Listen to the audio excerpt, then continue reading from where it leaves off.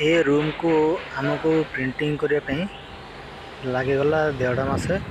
Totally एमती room ये अच्छी 17टा 18टा रूम अच्छी पूरा लंग रे, जोटा कि आम पुरी साक्षीफल आगू अच्छे, जोटा कि प्रिपेरेसन करा रथयात्रा यहाँ पब्लिक आसवे, पब्लिक माने टूरिस्ट ये रूम रो पेंटिंग करने आमको लगेगला 1.5 मास।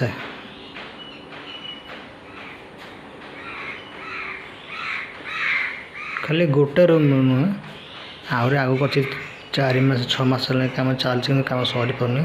सब रूम भीतर बाहर फुल डेकोरेशन, लाइट सेक्शन,